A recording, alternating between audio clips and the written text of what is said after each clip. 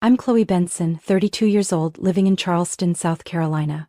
To outsiders, I had the perfect marriage to Ryan, a charming, warm man adored by my family. But it turned out everything was just an elaborate facade I had foolishly believed for the past 3 years.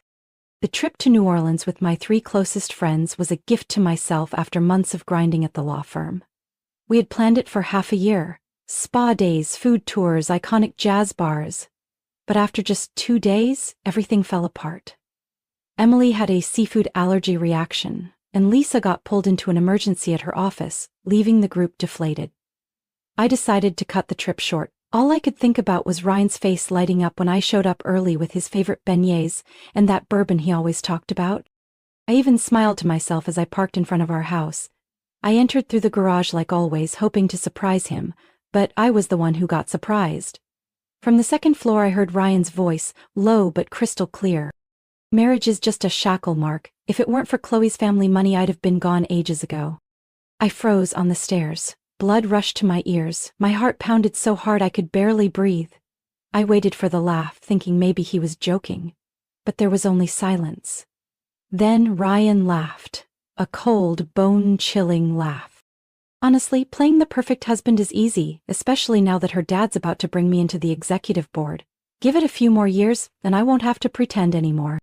I gripped the banister so tight my knuckles turned white. The financial wife. That's how he called me. After 3 years of marriage, after countless candlelit dinners where he swore I was the woman he had always dreamed of.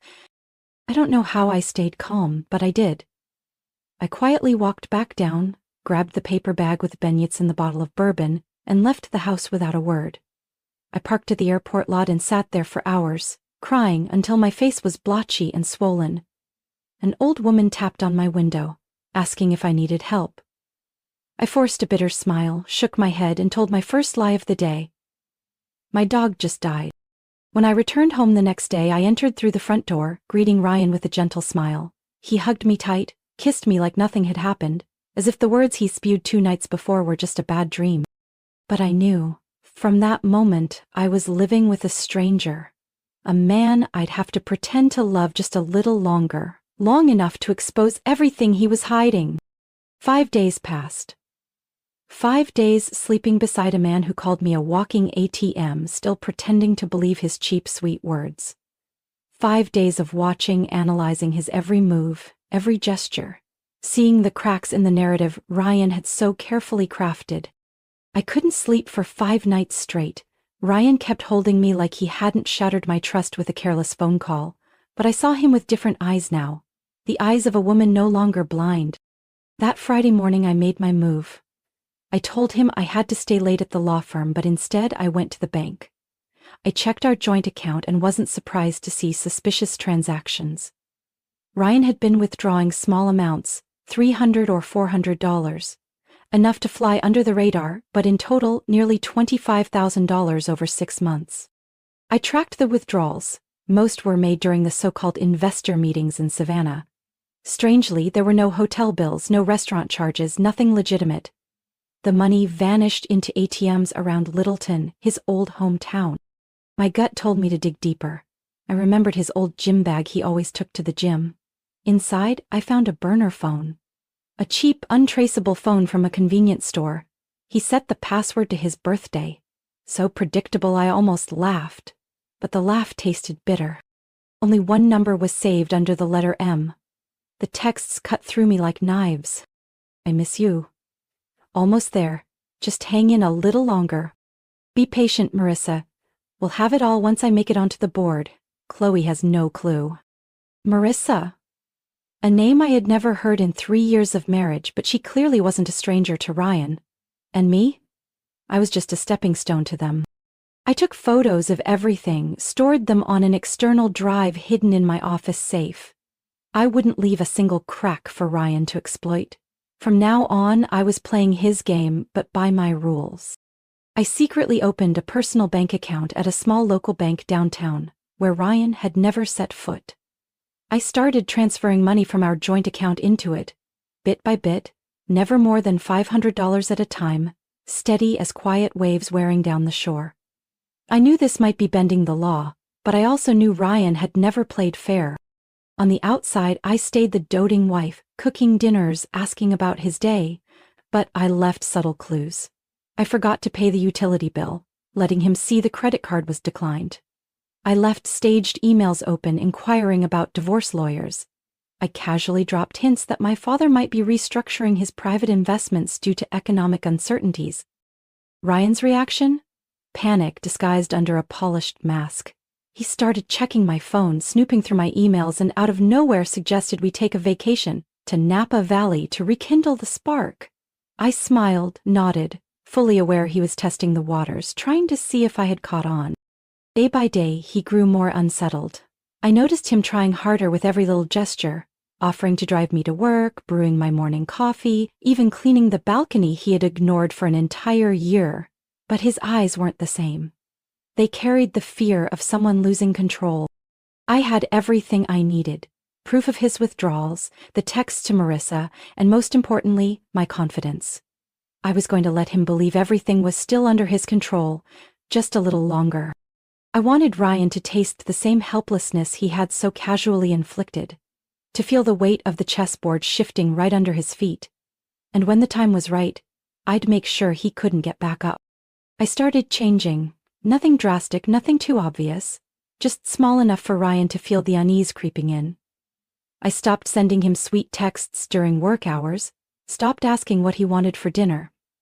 When I got home, I often claimed I was tired, locking myself in the office for hours, pretending to be on private calls he couldn't overhear. Whenever Ryan asked who I was speaking to, I would smile faintly and throw out something vague. An old client from Atlanta, a few projects needing review. Plausible enough not to raise red flags, but just ambiguous enough to keep him off balance. I left my laptop open, whether by accident or design is debatable, with searches about asset division in divorce and separate property protection laws in South Carolina. I knew Ryan wouldn't resist checking. And just as I predicted, he started acting.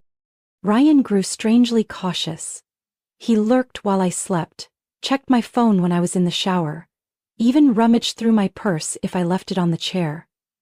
One evening, I intentionally left a fake bank statement with a made-up balance from my private account on the kitchen counter. When I came back, the paper had vanished, leaving behind an empty space. I pretended not to notice. His behavior became increasingly blatant. He suggested we attend marriage counseling, something he had once laughed off when I brought it up last year. He sent flowers to my office every day, lavish bouquets with cards dripping with overly dramatic declarations of love. I just smiled thinly when my coworkers teased me about my romantic husband, feeling a bitter mix of contempt and pity rise inside me. The panic was making Ryan reckless. He started randomly checking my schedule, probing about any unusual meetings. Once, when I lied about meeting Loretta at a downtown cafe, he showed up unannounced. He claimed it was a surprise, but the frantic look in his eyes as he scanned the empty cafe where I sat alone said more than words ever could. He was drowning in the quicksand of his own making. The quieter I stayed, the more unhinged Ryan became. I suggested we sleep in separate rooms for a while, using the excuse of needing space to focus on a new project. He agreed. But those nights I caught him standing silently outside my door, ear pressed against it, desperate to catch any hint of what I might be plotting. One morning I missed his call while I was in a meeting. Within 1 hour he had called me 19 times. When I finally answered, Ryan was panting, his voice trembling with fear and desperation. "Are you okay? Did something happen with your family? You're avoiding me, aren't you? Chloe, you can't do this to me." I replied calmly, "What exactly are you so worried about, Ryan? I'm just busy with work." The silence that followed stretched long enough for me to hear the clock ticking on the desk. I noticed him starting to do things he had never done before. Reorganizing the bookshelves, replacing hallway light bulbs, washing the car under the blazing sun. Sudden acts of domesticity so over the top that I didn't need to say a word to know he was trying to prove his presence was still necessary. I didn't give him that chance. I left divorce lawyer brochures in the mail tray on my desk, knowing he would find them and spiral. I casually dropped lines and fake phone calls about my father's company considering changing its asset division policy, loud enough for Ryan to overhear when passing by. He was like a caged animal, getting clumsier by the day, trying to hide his fear. One night I caught him standing frozen in front of the walk-in closet, holding our dusty wedding album. He said he was reminiscing about the early days of our relationship. I just nodded, offering no reaction, letting him drown in the panic he had created for himself. I never thought I could be this calm, but when you live with a man who sees you as a walking bank account, you learn how to be strong without ever needing to appear tough. I wanted him to feel, inch by inch, the coldness seeping into the house that once felt warm to me. And Ryan, even if he didn't fully understand what was happening yet, was beginning to sense the ghost of the truth. The day he feared most was coming closer than he realized. Saturday night dinner went exactly as I planned. I prepared his favorite lasagna, opened the red wine he liked to show off to his friends, even placed fresh lavender on the table, the flower he once said reminded him of when we first fell in love. Everything was so perfect, he couldn't have suspected a thing. Until I flipped the script. We sat under the soft glow of the dining room light, Ryan rambling on about the real estate deal he wanted to pitch to my dad next week. I sat quietly, offering the occasional smile, letting him play the role of the successful husband he clung to for so long. When he raised his glass to toast me, I took my chance. Ryan, I tilted my head slightly, keeping my voice steady. Do you remember what you said during our 3-year anniversary dinner? That I was the best thing that ever happened to you? He smiled, that familiar gleam of confidence in his eyes. Of course I remember. Why do you ask? I swirled my wine, pausing just long enough to make him squirm. Because, I said, eyes locked on his face, I think you forgot what you told Mark in your office last week. About regretting our marriage. About how, if it weren't for my family's money, you would have left long ago. The wine glass in his hand froze midair. I watched his throat tense as he swallowed hard, but he tried to keep his cool. Chloe, you misheard. That was just venting to a friend. Everyone gets frustrated sometimes, says things they don't mean, you know that. Sometimes people say dumb things when they're overwhelmed. I chuckled softly, void of any warmth. Oh, and what about calling me the money wife? Was that part of the frustration too? Or the plan to climb onto the executive board so you'd have more options? Ryan slammed his glass down so hard the wine spilled onto the plate. He threw his hands up, looking like a man backed into a corner. Chloe, please. Let me explain. I've been under so much pressure. From work, from your family, from you. I felt trapped. But I never stopped loving you. I said those things when I was drunk. You have to believe me. I leaned back in my chair, watching the man I once thought was my safe harbor now flailing in his pathetic performance. Interesting, I murmured, because I remember you being completely sober, and sober enough to be texting Marissa. Or was she just another part of your crisis?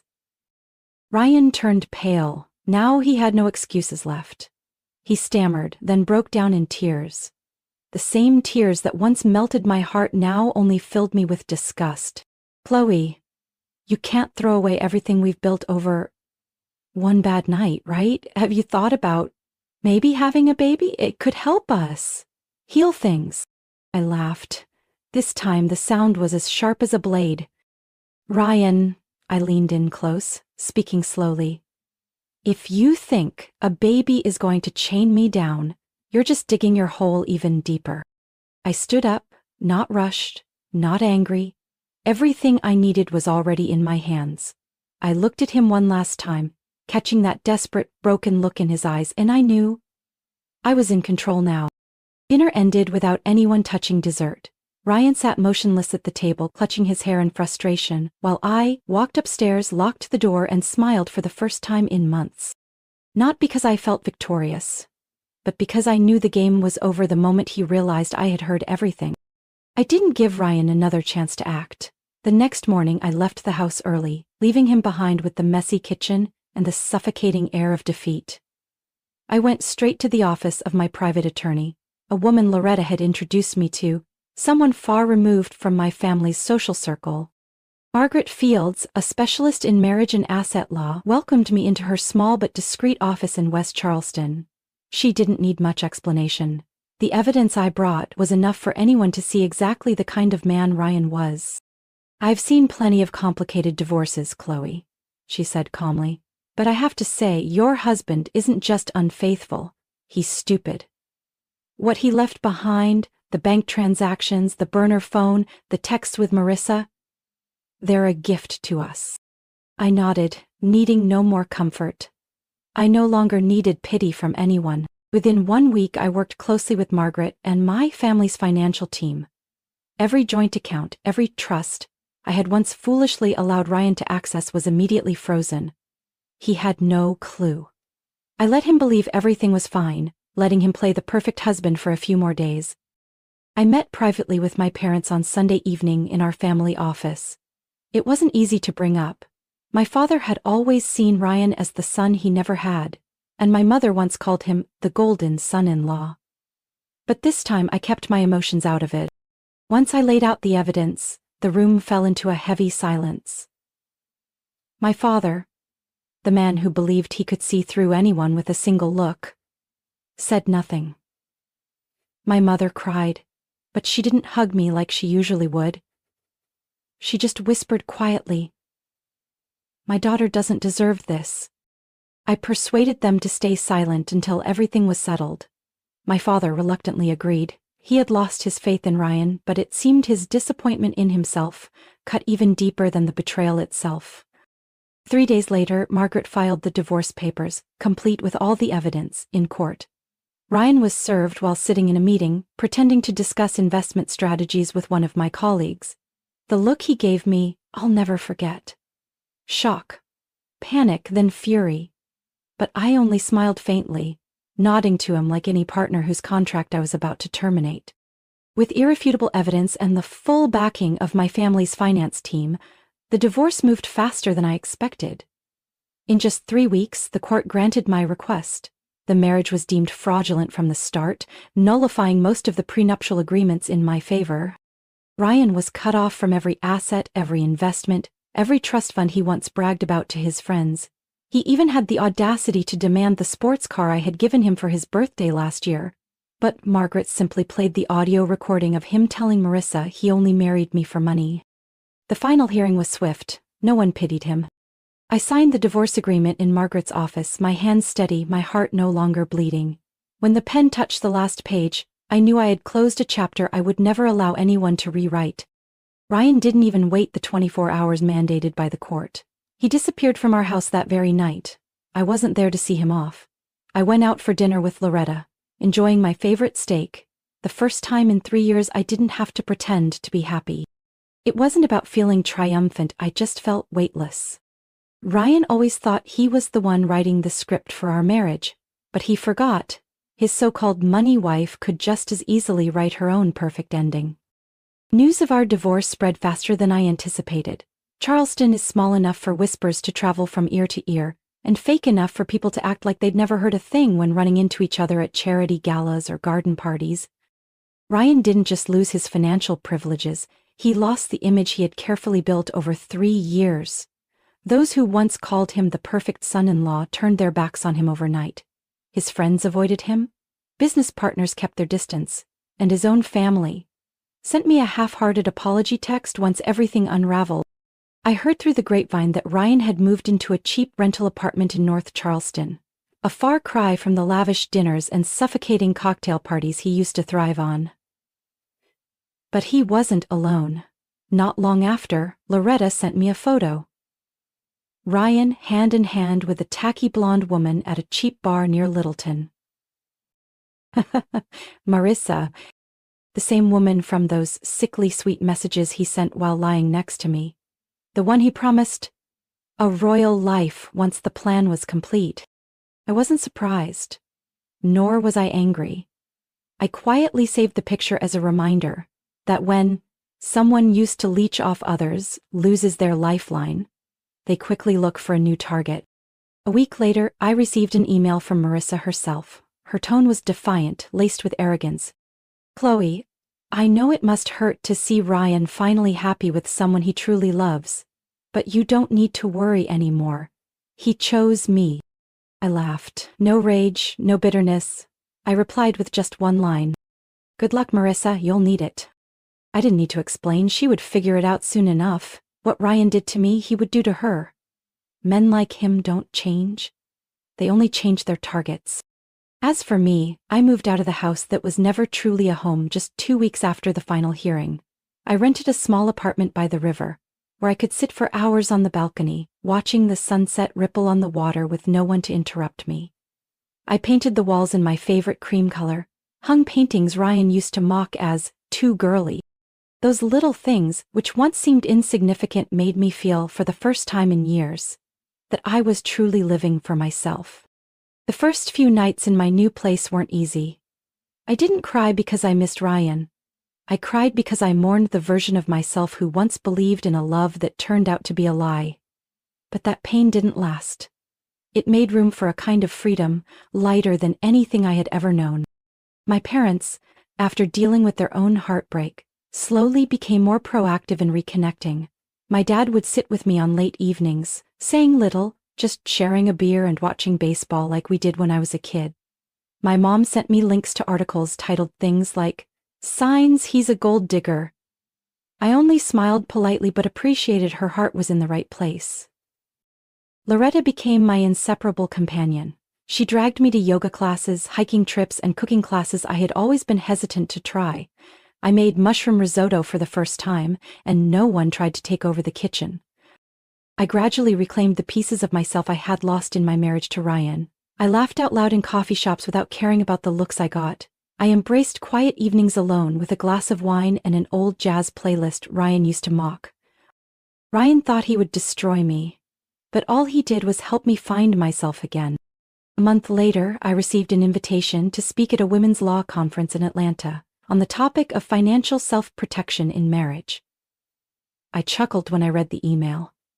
I figured maybe it was time to tell my story, but not with bitterness. Just the story of a woman who had once been seen as a walking wallet and learned how to lock that wallet, and her heart at the right place at the right time. My new apartment was on the 3rd floor of a small building near Charleston's historic district. It didn't have a big backyard, no luxurious living room like the house I once shared with Ryan. But from my bedroom window I could see the cobblestone street leading to the river. For me, that was enough. I chose the paint colors myself. Soft olive green for the living room, creamy yellow for the kitchen. No one interfered, no one commented that the color isn't good feng shui, like Ryan used to. I hung up my old college photos, moments I loved but had hidden away behind the lifeless art Ryan picked out.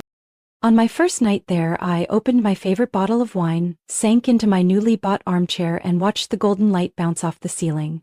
A small, quiet space, untouched by anyone, where no one told me to lower my voice or mold myself to please them.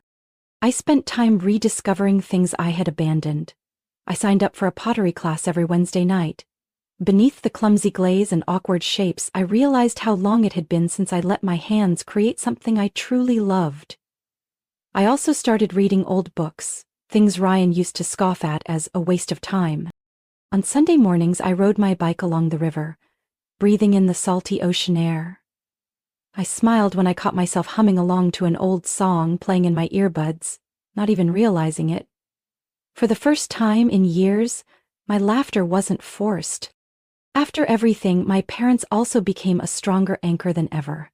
Family dinners were no longer a stage for Ryan to brag or control the conversation.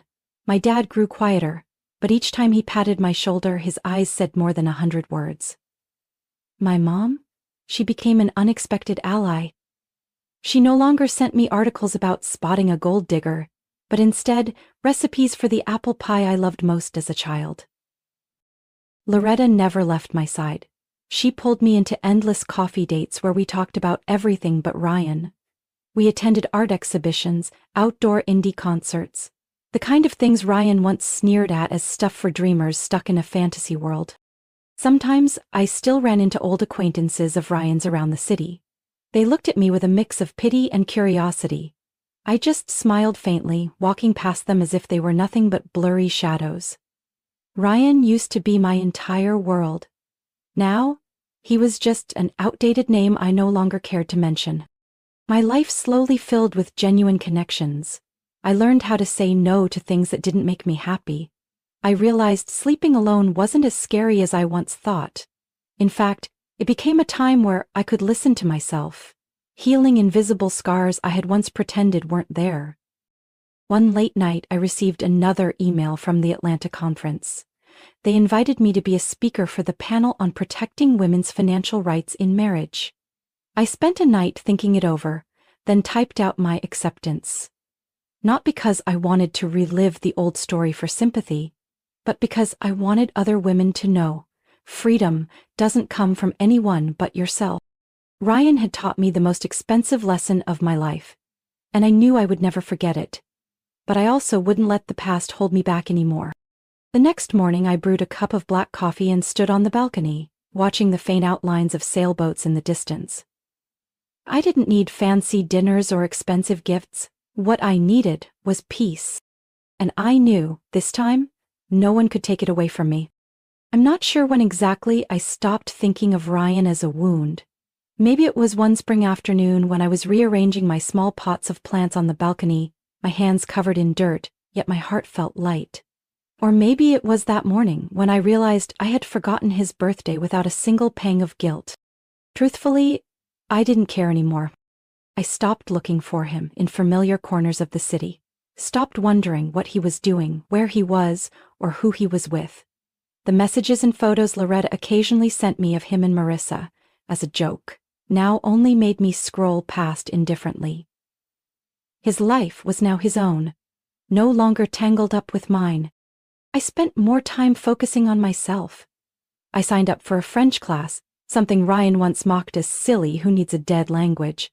I traveled alone for the first time in my life and realized I didn't need anyone else to fully appreciate the beauty of a foreign city. The people who once looked at me with pity now started looking at me differently, with curiosity and a bit of admiration. But I no longer cared about anyone's gaze. I didn't live to please others, nor did I live to prove anything to the past. My parents finally found their own peace too. Family dinners no longer revolved around Ryan or old stories. We talked about new projects, trips abroad, future plans that for the first time in years actually made me excited to think about. Loretta remained the best companion I could ask for. But now, she no longer checked my phone whenever a strange text popped up or secretly checked if Ryan showed up at social events. We had moved past those days, leaving behind the ghosts I had once let haunt me for far too long. One summer evening while I stood on the balcony, looking at the city lights glittering below, Loretta asked me if I thought I would ever love someone again. I just smiled, sipped my wine. If I do, I said, that person will have to learn to love the real me, not the version they can control. Loretta didn't reply. She just raised her glass and clinked it gently against mine under the soft golden light. I didn't need anyone to write me a fairy tale anymore. I had written my own story. And this time, I didn't need a prince to feel whole. I didn't need to say aloud that I was free. The way I lived, the way I breathed, the way I walked through familiar streets with new legs, that was answer enough. Perhaps the bitterest thing Ryan would never understand was this. The very things he saw as my weaknesses, my heart, my trust, were exactly what made me 100 times stronger than him. He once saw me as a walking wallet, a naive woman easy to manipulate. But I was no longer the Chloe he once knew. And I didn't need anyone to know that but me. In real life, Chloe's story isn't just a lesson about betrayal. It's a testament to the inner strength of a woman rising from the ashes. She chose not to drown in bitterness or blame, but to rebuild herself, step by step, with determination, courage, and self-respect. Chloe understood that true freedom doesn't come from someone else's love or validation, but from valuing yourself enough to live a life you choose. What do you think about Chloe's journey? How would you act if you were in her shoes? Feel free to share your thoughts in the comments. And don't forget to follow the channel to catch more heartfelt stories about family life.